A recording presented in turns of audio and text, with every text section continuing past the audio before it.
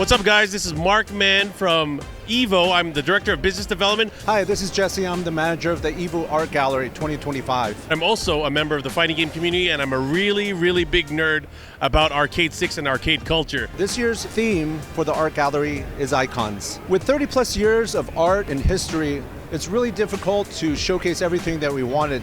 So what we did was come up with the icons theme to really showcase iconic art, iconic artists, and iconic games. We are here live at the Evo Arcade Controller Museum section, where we are going to show you guys a lot of cool stuff. First off, we have this awesome CRT TV display featuring our legends. We have a nice series that features a lot of the legends, a lot of the people that make the fighting game community what it is, and we're featuring them through our partnership with Kadia Gaming. So you have amazing videos. You guys got to check it out on youtube.com at EvoFGC. We really wanted to present the art museum in a way that was like bringing a gallery from the outside into the halls of Evo. This art display was designed with that in mind, for the best experience to enjoy the art. We have large cutouts featuring characters that are chosen by the publisher. For this one, obviously, it's Sagat. And then we have historical images of his artwork throughout the years, from Street Fighter 2 all the way to Street Fighter 6. Plus, if you look down, we've got historical biographies and descriptions of these iconic characters. Since we're here at the Arcade Controller Museum, I want to show you guys something that is new and making its debut for the very first time here at Evo. This is the Flex Strike wireless fight stick. This is the first arcade stick being developed by the PlayStation team, and if you guys can check it out, it looks a lot like a PS5, but it has a lot more to offer. Already announced that it's going to be coming out in 2026. It features wireless connectivity, but it also has some really cool features like easy access, ability to change out the gates, and also mechanical switch buttons. And it comes with the carry case. So again, more information on that product will be out next year, so make sure you guys check it out. Here we have SNK and Terry. We've got Reina, one of the newer characters from the Tekken franchise. And we have highlights such as new games like Invincible. People know him from the comics and the animation, but now that he's delving into the world of gaming, here you can see some concept art of the upcoming game. Last year, we had a cool partnership with Bandai Namco Entertainment and Nike, where we released this to key influencers, but not just that, we had a sneaker drop at Evo 2024. This is the Nike and Tekken collaboration arcade stick, but not only that, we have the pair of the Kazuya foam posits right next to it. It is such a core memory for me, being such a fan of just arcade culture, arcade sticks, and how that melded with hypebeast culture and streetwear as well. Here we have one of my favorites. I've been a huge VF fan since the beginning.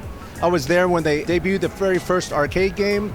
VF2 is my favorite VF game. It's insane to see the evolution throughout the years, from simple polygon all the way to high-res model, and I can't wait to see what they have in store next. One of the really cool features that we first debuted at Evo Japan was the history of PlayStation fighting game controllers. We've decided to bring it here in Las Vegas, so we have the extended version of it that chronicles all the history of fighting game controllers on the PlayStation from the very first PS1 all the way up to the PS5, spanning almost 20 years of history between fighting game products. You can see here we have the Namco arcade stick, one of my favorites, but we also have so many iterations that are available for PS1, PS2, PS3, and so on. There are so many great arcade sticks here that cover so many different eras of fighting games. One of the things that we love doing at Evo is partnering with different community members to be able to create Evo branded products and Evo branded moments. Here we have the Punk Workshop arcade stick, the FS24, and we also have their leverless controller. If you guys go around the case here, we have another cool casino-themed Las Vegas Evo arcade stick from our friends over at Arcade Shock. I want you guys to be able to check this out. Again, lots of cool stuff that we're doing with members of the community, and of course we love to highlight that kind of stuff because again, arcade culture is from the community, it's our culture and it's our roots. I hope you guys have a chance to come out to Evo events so you guys can see this for yourself. For 2025, we're super honored to have Jbstyle come all the way from Japan to showcase his amazing art. As you can see, he has a crazy illustrative style that references Japanese manga and American comics. Plus, it's very frenetic, it's very modern. I love the colors. The way that he lays out his compositions is insane. As an artist, for Evo to bring in Shinkiro Sensei as one of the featured special guest artists is a dream come true, honestly, because I never thought that I would have a chance to meet the man behind so many iconic covers, artwork, character designs that we've seen for the last 3 decades. His work with Capcom and SNK, this Morgan piece, it's beautifully composited, and a lot of people don't even see the Dimitri that's hidden in her hair. But we were especially pleased that he agreed to do a tribute to the Moment 37 match between Daigo and Justin Wong. And even though Justin might be a little bit salty about this, to have Shinkiro Sensei depict that special moment is an honor either way. So, Justin, this one was for you. One of my favorite new things here at the EVO Arcade Controller Museum is the Moment 37 experience powered by Qiddiya Gaming. You can see the magical moment that happened in 2004 where Daigo Umehara parried Justin Wong and ended up making that miraculous comeback to move further into the tournament. Here, we have the exact same replica of the setup that was used at Cal Poly Pomona at EVO 2004. We have the Sega Boardmaster arcade stick that Daigo Umehara used, and we have the Moss stick that Justin used as they've had that pivotal battle to see who came out on top. People have had a chance to emulate Moment 37 by going for the parry throughout the entire weekend, and we actually had 10 to 15 people do it and be able to pull it off.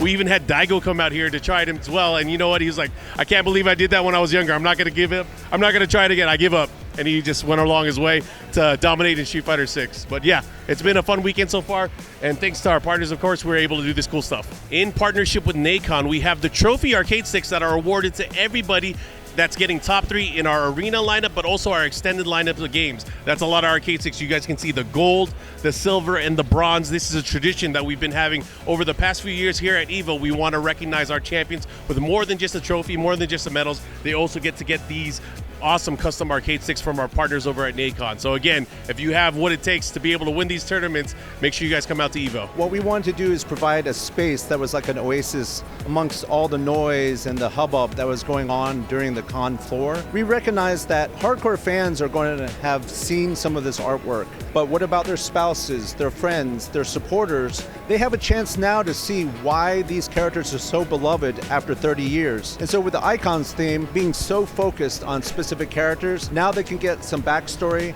and see where these characters truly came from. Why do something like an arcade controller museum? You know, I've always been a fan of arcade controllers, and I've been collecting them for quite some time now. And it wasn't until like maybe 2020 where I had a conversation with a lot of people like, hey, we should probably do something and really kind of showcase the history of fighting games through these controllers, not only through the arcade scene, but the transition to consoles. And that's really kind of like part of EVO's history as well. So we finally had a plan with me and the Hado, Rick, we put it together.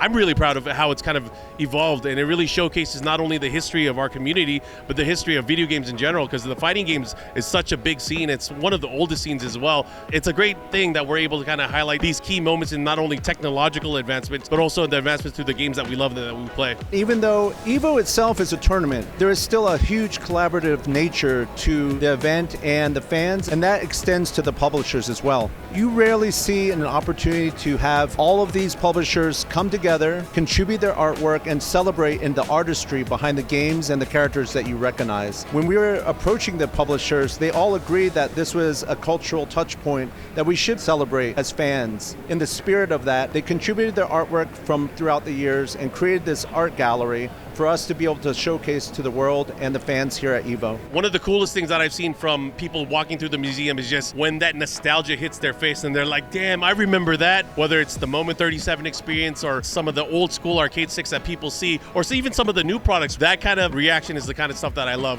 I love seeing the reaction of people when they talk about it with their friends, kind of share their stories, and even the the old guys that come out in here and they talk about back in my day. I'm actually excited how we're going to do this next year as well, because we definitely want to level it up and do more storytelling about the history of the fighting game community. We're going to have the art gallery bigger and better with different themes, different subject matters, and archival work that no one's ever seen. Come out to EVO, check out the art gallery, meet the artists, and get a little bit of the culture behind all the games that you love. All right, guys, that's been the Arcade Controller Museum, and if you guys like what you see, make sure you guys go to a future EVO event, whether it's in Las Vegas, France, or Japan. Make sure you guys come out there and check out all the culture from the arcade stick side. See you guys next time.